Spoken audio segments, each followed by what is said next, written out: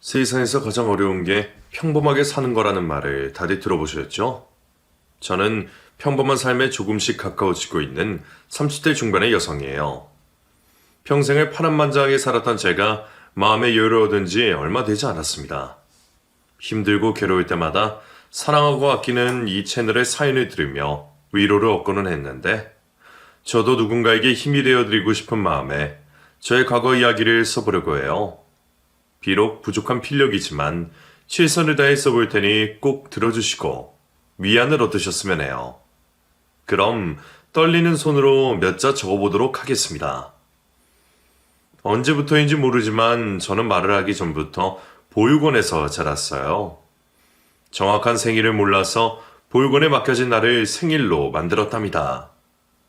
보육원의 생활은 저에겐 아픔 그 자체였어요. 다들 보육원 생활이 편하고 좋아진 줄 아시는데 실상은 그렇지 않았어요.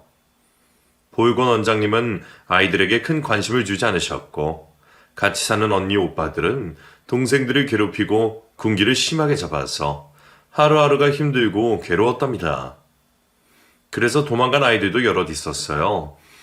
저도 도망치고 싶은 순간이 여러 번 있었는데 만 18세까지 보육원에서 살아야 나라에서 지원금을 받을 수 있어 꿋꿋이 버텼습니다.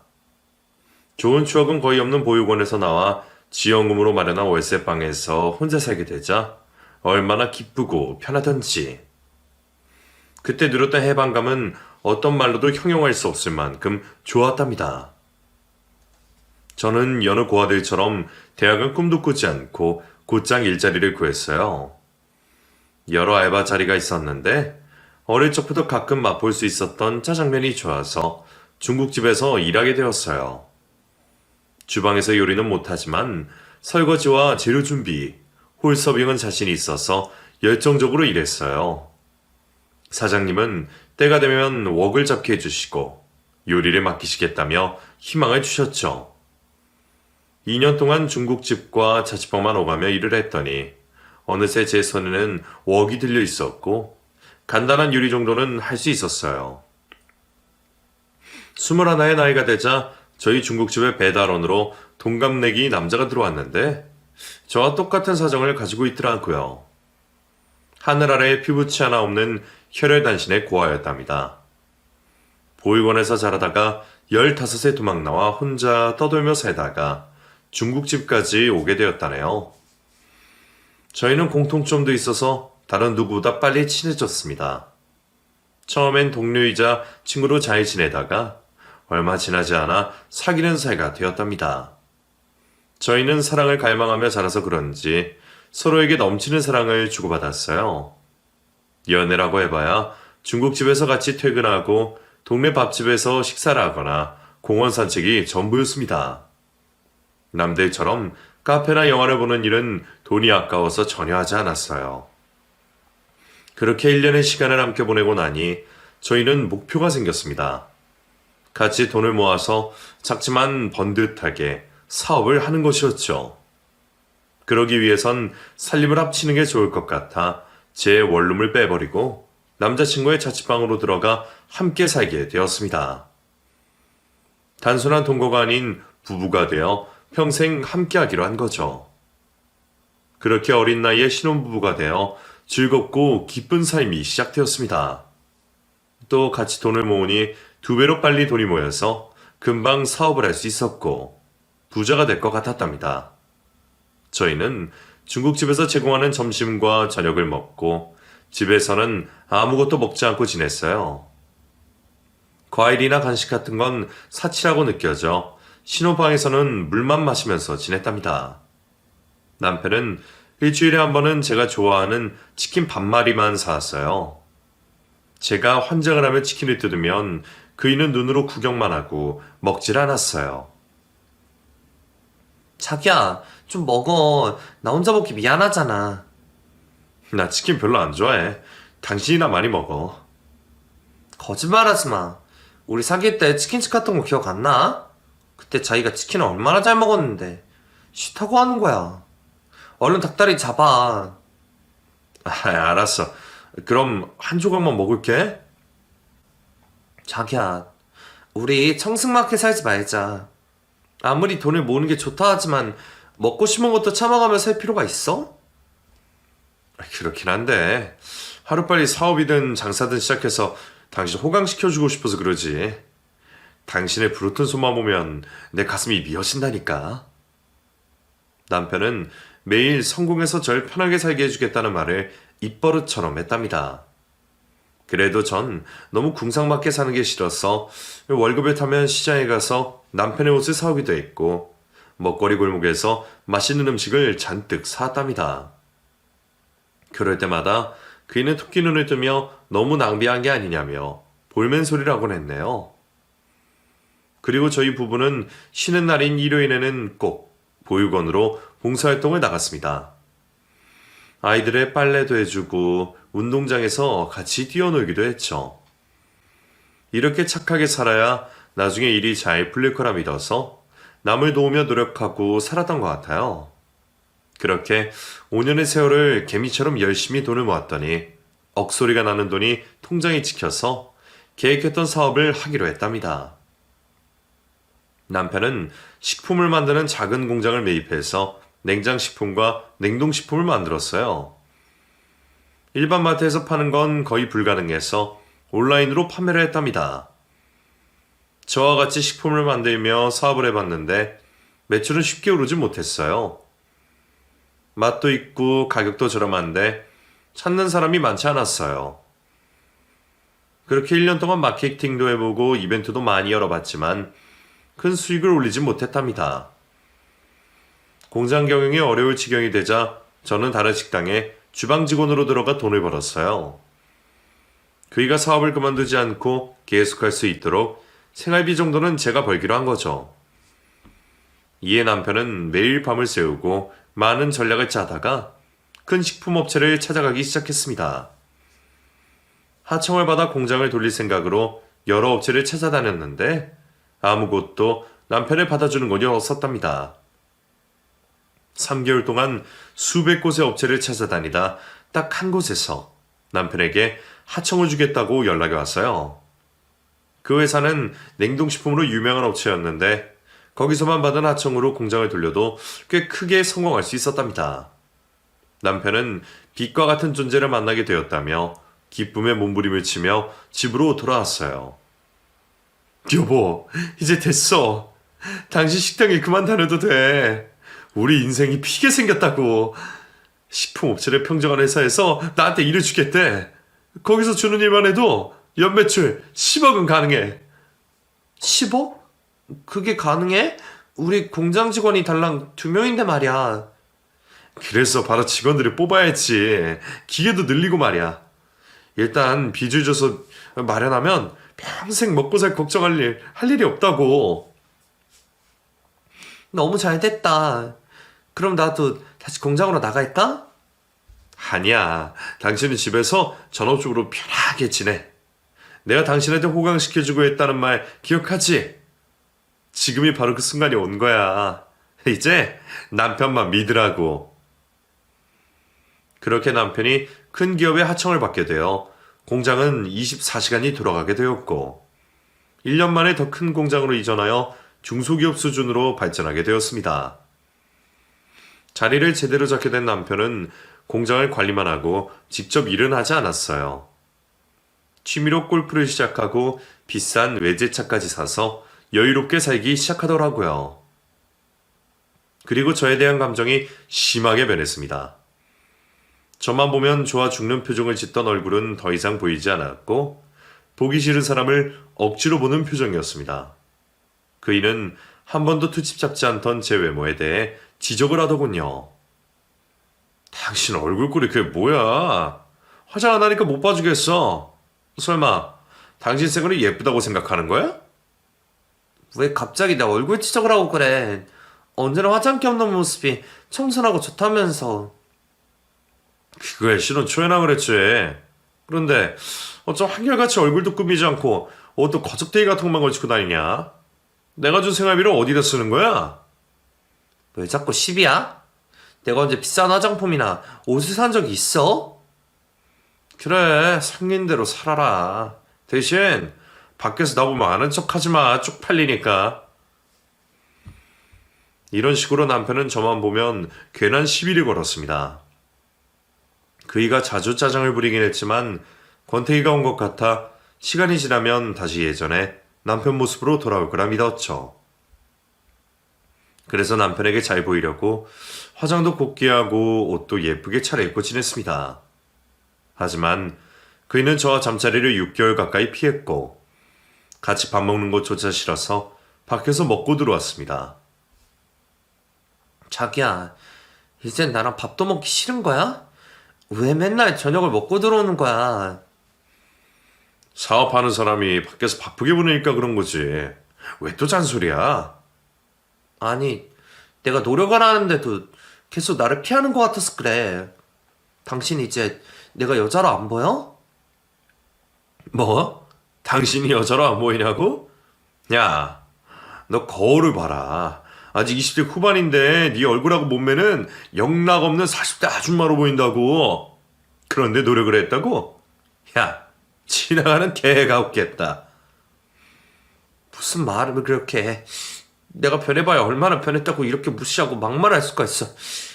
당신한테 정말 실망이야. 실망을 하든 절망을 하든 알아서 해. 나 잠깐만 가서 잘 테니까 괜히 깨우거나 건드리지 마. 그이는 계속해서 저를 피하고 무시했습니다. 며칠 뒤 평일 오전에 혼자 장을 보고 집으로 오는 골목을 걸어가고 있는데 모텔 앞에서 남편이 나오는 걸 보게 되었습니다. 그이는 혼자가 아닌 낯선 여자와 손을 꼭 잡고 나오는 길이었습니다. 머리가 띵 하고 손발에 쥐가 난 저는 장바구니를 놓쳐버리고 말았어요. 그 소리를 듣고 남편과 상간녀가 저에게 시선을 주더군요. 그이는 당황해하는 저를 보고 씩 웃으며 말했습니다. 시장 다녀오는 길인가 봐.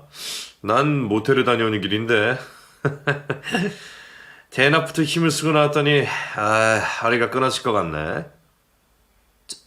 자기가 어떻게 이럴 수가 있어? 대낮에 모텔에서 바람을 피우고 나오는 거야? 그런데 뭐가 그렇게 당당할 수 있니? 내가 바보로 보이는 거야? 뭐 예상하던 일 아니었어?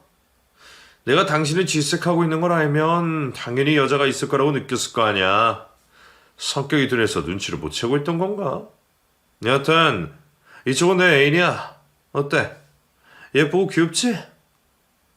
그러자 상간녀가 당당하게 손을 흔들며 반가워요, 언니. 듣던 대로 사실대로 보이시네요? 우리 오빠가 왜 그렇게 집에 들어가기 싫어했는지 알 것 같아요? 라며 조롱의 말을 하더군요. 저는 당장이라도 남편과 상간녀의 머리채를 잡고 주먹을 날리고 싶었지만 몸에 힘이 들어가지 않아 주저앉고 말았습니다. 결국 저를 희롱하고 떠나가는 두 사람을 멍하니 바라볼 수밖에 없었답니다.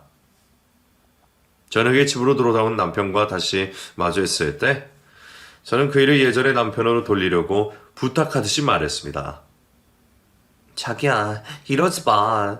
우리 누구보다 사랑하고 아껴왔던 부부 사이였잖아. 예전으로 돌아와줘. 뭐야?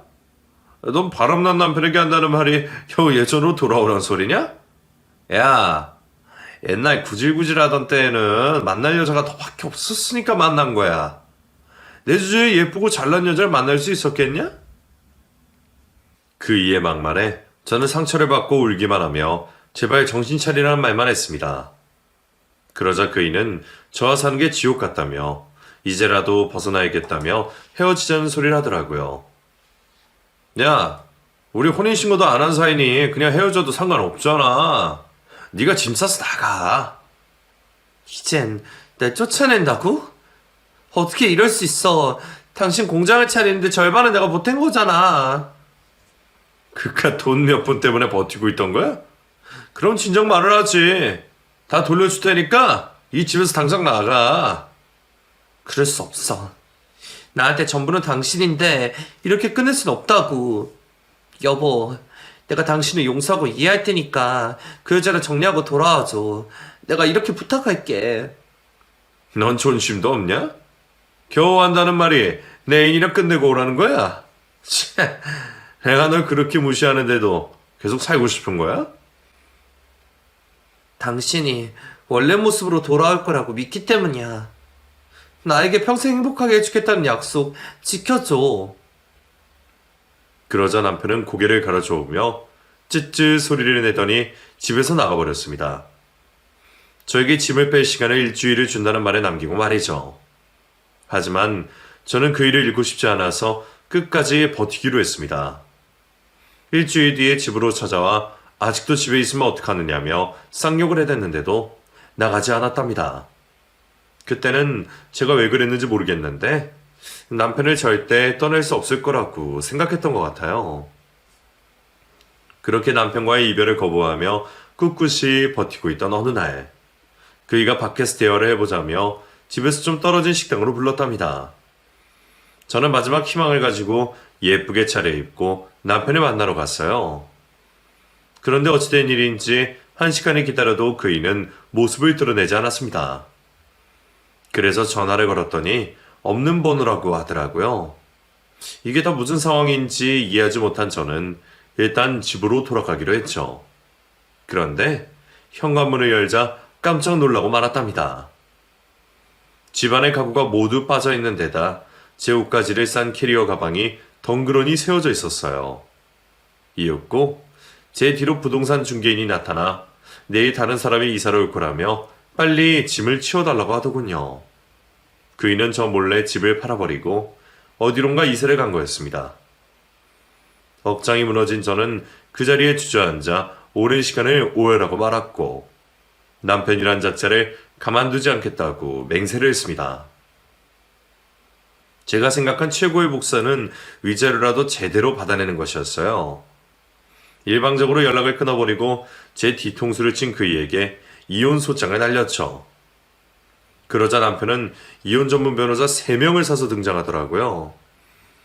혼인신고를 하지 않은 걸 빌미로 아무런 보상을 할 필요가 없다고 주장을 펼치더니 제가 제대로 아내 역할을 하지 않고 사치가 심했다며 제가 모르는 카드 내역서를 제출하더군요. 판사님께 절대 내가 쓴 게 아니다. 억울하다라며 하소연을 해봤지만 남편 측 변호사의 말을 더 신뢰했답니다. 그래서 제가 받게 된 위자료는 고작 2천만 원이었어요. 공장을 차릴 때보다 그보다 2~3배 많은 제 돈이 들어갔는데 이렇게 억울한 결과를 맞게 되었죠. 바보처럼 당한 저는 2천만 원의 위자료를 방을 구하는 데 쓰고 나머지는 여윳돈으로 남겨두었답니다. 열흘 정도는 아무것도 하지 않고 잠만 자면서 현실을 도피했는데 이렇게 살다간 인생 전체가 무너질 것 같아 일어서기로 결심했어요. 30도 되지 않은 나이라 뭘 시작해도 늦지 않았을 거라 여기면서 말이죠. 배운 것 없고 자격증 하나 없었으니 제가 할 수 있는 한 한정적이었어요. 식당 일을 찾아보긴 했지만 마음이 끌리지 않아 다른 일을 도전해보기로 했답니다. 인터넷에서 가사도우 및 채용권을 보게 되었는데 보수가 꽤 좋더라고요.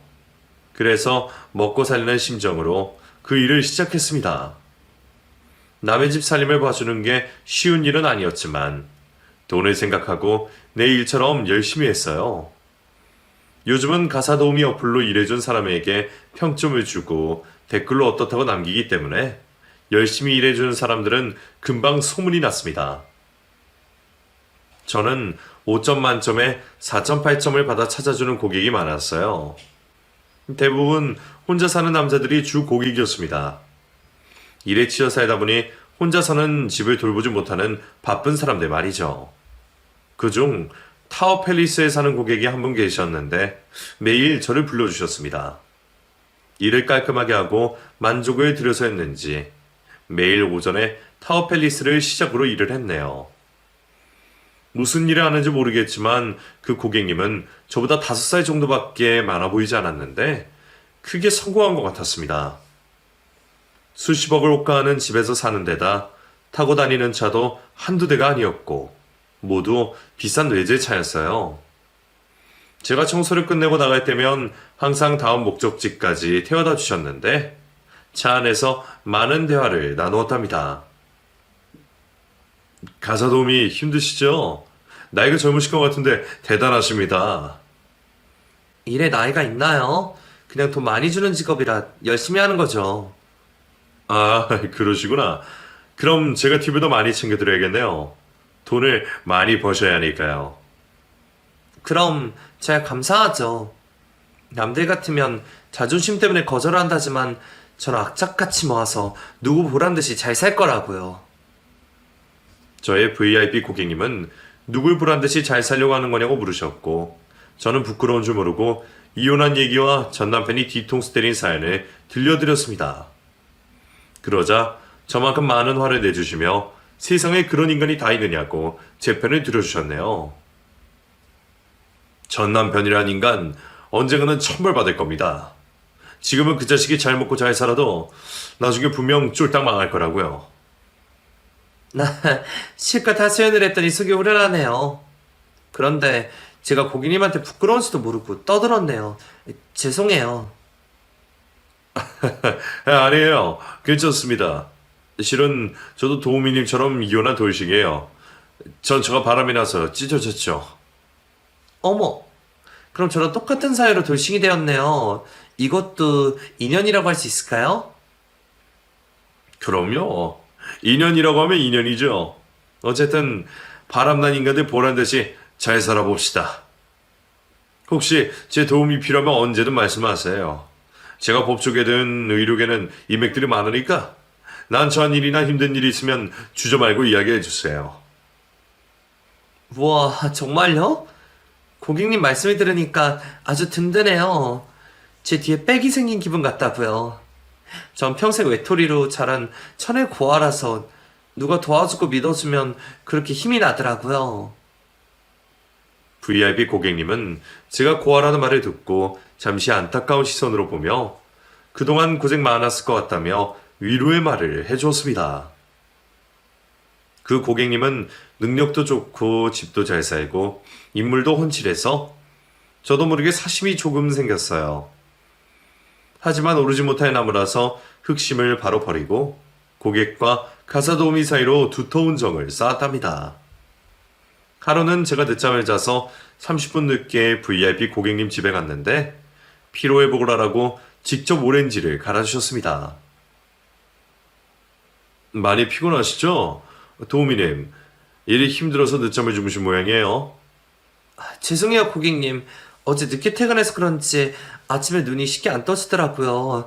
정말 죄송해요. 죄송은 무슨.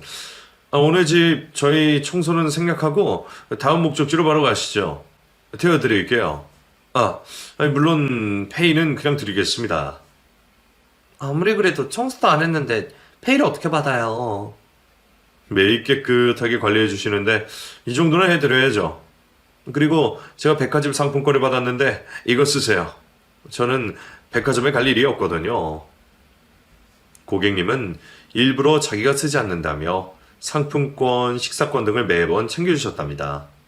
저는 늘 감사한 마음으로 받아 요긴하게 썼고요. 그렇게 1년 동안 가사 도우미로 열심히 일해서 월세를 벗어나 방 2칸짜리 전셋집을 마련했답니다. 하루도 쉬지 않고 일한 저의 노력과 친절한 고객님들 덕이었죠. 그 중에서도 타워팰리스에 사는 VIP 고객님이 팁을 많이 챙겨주셔서 이렇게 빨리 돈을 모은 것 같았습니다. 그래서 저는 전셋집을 마련했다는 자랑을 VIP 고객님에게 실컷 떠들었습니다. 고객님, 저 전셋집 구했어요. 이제 월세 걱정하지 않고 살아도 된다고요. 정말요? 축하드려요, 도우미님. 아직 31살밖에 되지 않았는데 전세를 마련했으면 꽤 성공하셨는데요. 축하의 의미로다가 제가 밥을 사도 괜찮을까요? 너무 좋죠. 그런데 밥은 제가 사야죠. 고객님이 그동안 챙겨준 상품권 팁만 해도 어마어마하잖아요. 제가 아주 비싼 거 못 사더라도 10만 원 선에서 사드릴게요. 그래서 주말에 따로 만나서 식당이 있는 상가를 걷다가 고객님이 먹고 싶은 메뉴가 있다며 6,000원짜리 돈가스 집으로 들어가더군요. 고객님, 여기 말고 더 좋은 데로 가요. 저 오늘 돈 많다고요. 전 여기 돈가스가 너무 먹고 싶었어요. 어릴 때 자주 와서 먹던 곳이거든요. 저한테 귀한 사람이 생기면 꼭 모시고 오고 싶었습니다. 아, 그래요? 그럼 들어가요. 그런데 제가 귀한 사람인가요? 이런 말은 처음 들어봐요. 고객님은 저를 귀엽게 바라보시며 도우미님은 저에게 아주 귀하고 소중한 친구예요. 라고 말했습니다. 그 말에 감동한 저는 이내 눈물을 몇 방울 떨어뜨리며 고맙다는 말을 드렸네요. 그 돈가스집에 다녀온 이후로 그와 저는 더 친해져서 수다도 많이 떨고 자주 식사도 같이 했답니다. 그러던 어느 날 변함없이 타워팰리스 VIP 고객님의 집에 가서 모든 방을 청소하고 화장실 청소를 하는데 수도 밸브가 고장이 났는지 물벼락을 치고 말았습니다. 수건으로 돌돌 말아 겨우 막아내며 수리기사님을 기다렸어요. 이윽고 밸브를 고치고 상황이 끝나자 제 옷이 심하게 젖었다는 걸 알게 되었습니다. 도우미님, 옷이 다 젖어서 어떡하죠? 이 상태로 하루 종일 일하면 감기 들 텐데 괜찮으시다면 제 옷으로 갈아입고 가실래요? 그래도 될까요? 그럼 부탁 좀 드려요. 이윽고 고객님의 옷으로 갈아입었는데 굉장히 편하더라고요. 아무래도 옷 사이즈가 크다 보니 펑퍼짐했죠. 옷이 너무 편하네요. 이 정도면 오늘 하루 일하는데 지장이 없겠어요. 도우미님은 얼굴이 예쁘셔서 남자 옷까지 잘 어울리네요. 편하시다니 다행이에요. 제가 예쁘다고요? 빈말이어도 고맙습니다. 제가 예쁘다는 말이 들은 지 하도 오래돼서 그 말이 듣기 좋네요. 빈말이요? 저는 농담 같은 거 잘 못해요. 도우미님도 날 겪어봐서 잘 아시잖아요. 제가 예쁘다고 한 건 진짜 예쁘기 때문이에요. 아셨죠? 사뭇 진지한 태도로 그렇게 말해줘서 조금 어색했습니다. 그래서 먼저 가보겠다고 인사를 하는데 그날도 다음 집까지 데려다 주겠다고 하더군요. 도우미님, 어차피 나도 나가는 길이고 같은 방향이니 모시다 드릴게요. 아니에요. 오늘은 혼자 가는 게 낫겠어요. 괜히 고객님 옷을 입고 나가는 걸 주민들이 보면 오해할지도 모르잖아요. 그러니까 오늘은 혼자 출근하세요. 누가 오해를 하든 말든 상관없어요. 도우미님이 불편하게 버스를 타고 가는 게 마음에 걸린다고요. 얼른 같이 나섭시다. 다시 거절을 해봤지만 고객님이 워낙 황소고집이어서 못 이기는 척하고 또 신세를 지기로 했답니다. 그래서 같이 엘리베이터 앞에 섰는데 고객님이 차키를 두고 왔다며 먼저 1층 로비로 내려가 있으라고 하셨어요. 그렇게 혼자 엘리베이터를 타고 1층에 도착했더니 밖에 날씨가 좋아서 로비를 벗어나 밖으로 나왔답니다. 비타민 D를 실컷 맞으며 오늘 하루를 어떻게 일할지 머릿속으로 굴리고 있었는데 누군가 저를 불렀어요. 야, 이지혜, 너 맞지? 뒤를 돌아보니 제 뒤통수를 쳤던 배신자인 전 남편이었습니다. 그리고 옆에는 예전에 바람 피우던 상간녀가 있었고요. 두 사람은 어딜 가는 길인지 모르겠지만 아주 다정하게 팔짱을 끼고 있었습니다. 희지혜, 왜 대답을 안 하냐?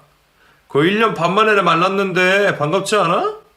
내가 너무 좋아서 사정을 못 쓰던 년이 왜 이렇게 딱딱해? 그냥 꺼져. 지나가던 길 계속 가라고 이 쓰레기들아. 뭐? 쓰레기? 야 이년아, 내가 보기엔 네가 더 쓰레기 같은데? 너 지금 이 타워팰리스 건물에서 나왔지? 그리고 지금 입고 있는 옷이 남자 옷인 걸 보니 너 몸으로 돈 벌고 있지? 딱 봐도 밤새 일을 치르고 갈아입을 옷이 없어서 남자 옷 입고 나오는 게 뻔하네. 나랑 이혼하던 인생을 막 사는구나. 그런데 이런 건물에 사는 남자가 너 같은 여자랑 밤을 보내는 게 좀 이상하다. 눈이 많이 나신가 봐. 아니면 나이 많은 늙은 놈이랑 자고 나온 거겠지? 저는 전 남편이 하는 말이 너무 더럽고 기가 막혀서 인상을 찌푸리며 대답했습니다. 뭐 눈에는 몸만 보인다더니 이 더러운 불륜 새끼야. 내가 몸으로 돈을 번다고? 정말 너다운 발상이다. 내 말에 맞으니까 시침이 트는 거 보소? 야, 너 머리 아직 덜 말랐어. 증거 다 있는데 왜 시침이 떼고 그러냐? 너 같은 년의 여자로 봐주는 사내 새끼가 있다니 비키지가 않는다. 저는 무시하고 꺼지라고 경고를 다시 해봤는데 이것들이 갈 생각을 하지 않고 조롱을 끝내지 않더군요. 이번에는 상간녀가 낄낄대면서 까불기 시작했습니다. 언니, 저한테 남편을 빼앗기고 충격이 심했나봐요. 위자료를 쥐꼬리만큼 받고 쫓겨나더니 많이 힘들었나봐요. 몸으로 돈을 버는 거 보니, 제 속이 다 상하네요. 아, 그런데 얼마나 받고 일을 하는 거예요? 언니 얼굴에 못 매면 많이 받지 못할 것 같은데. 닥쳐. 난 한 번도 부끄럽고 더러운 짓을 한 적이 없어. 너희들과 나는 다른 인간이라고. 끝까지 오리발이네. 알았어요. 그럼 만난 김에 같이 밥이라도 먹을까요? 오빠, 그동안 언니 어떻게 살았는지 들어보면 재밌을 것 같지 않아? 그건 별로다. 내가 저녁 면상을 마주보고 밥을 먹으면 오버하이트가 쏠릴 것 같아. 일부러 취할 필요가 뭐 있겠어. 그냥 호텔이나 가자. 그러던가. 그럼 언니, 그 볼품없는 몸으로 잘 먹고 사세요? 잘 있어 걸레야. 저는 상종할 가치가 없는 두 년놈이 뭐라 떠들든 무시해버렸습니다. 돈이 더러워서 피하는 게 아니었으니까요. 그런데 타워팰리스에서 나온 VIP 고객님이 떠나가는 전 남편을 불렀습니다. 어이, 김태훈 씨! 그러자 전 남편이 뒤를 돌아보았고 화들짝 놀란 얼굴로 달려오더군요. 그리고 VIP 고객 앞에 90도로 허리를 꺾었습니다. 이사님, 안녕하십니까? 이사님 사신 댁이 여기 타워팰리스였군요. 역시 이사님은 퀄리티가 다르십니다. 김태훈 씨, 요즘 식품 공장 잘 돌아가지? 일은 안 하고 놀러 다니는 거 보니까 살만한가 봐. 네, 이사님. 덕분에 저희 공장이 24시간 쉬지 않고 돌아가고 있습니다. 안 그래도 지금 공장에 들어가는 길입니다. 아, 그래? 그런데 가기 전에 김태훈 씨가 이지혜 씨한테 사과를 해야겠어. 내가 나오면서 다 들었는데 몸으로 돈 번다고 희롱을 하더라. 네? 이사님이 저 기집애는 어떻게 아세요? 설마 지혜랑 같이 밤을 보낸 남자가 이사님? 이 자식이 미쳤네. 아이고, 죄송합니다, 이사님. 제가 말실수를 했습니다. 옆에 있던 상간녀가 전 남편 말을 거들었습니다. 당연히 이사님이 기분이 언짢지. 저렇게 못생기고 볼품없는 년이라 차단한다는 말을 들었으니 기분이 상하지. 나 같은 여자라면 기분 상할 일 없었을 텐데. 이게 다 전해를 맞춰서 이런 상황이 벌어진 거야. 괜히 훌륭한 이사님께 결례를 범했잖아. 그러자 고객님이 눈을 한번 지그시 감으며 심호흡을 하시더니 분노를 표출했습니다. 이것들이 쌍으로 미쳐서 내 친구를 모욕해?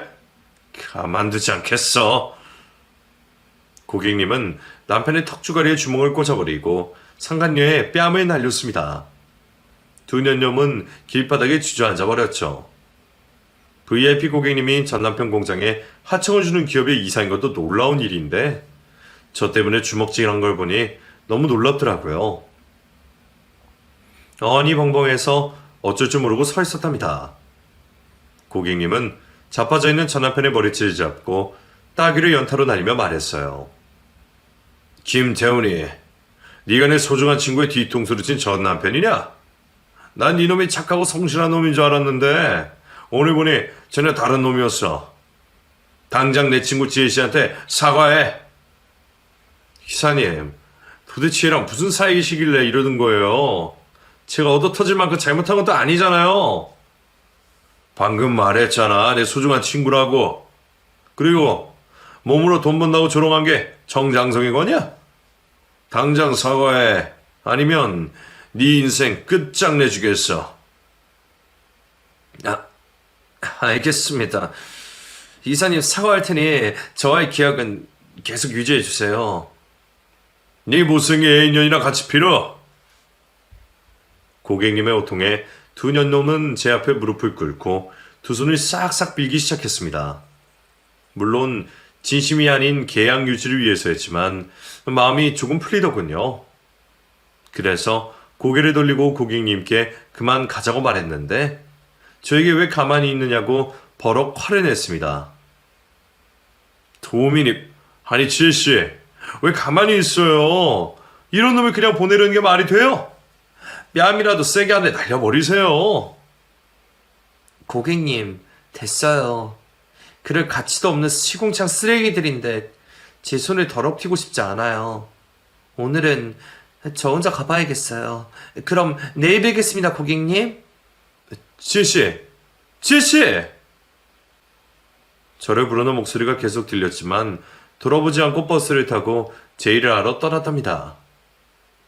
하루 종일 고객님과 전 남편이 벌인 사건이 떠올라 가슴이 떨리긴 했지만 억지로 참아가며 무사히 일을 마치고 집으로 돌아갔네요.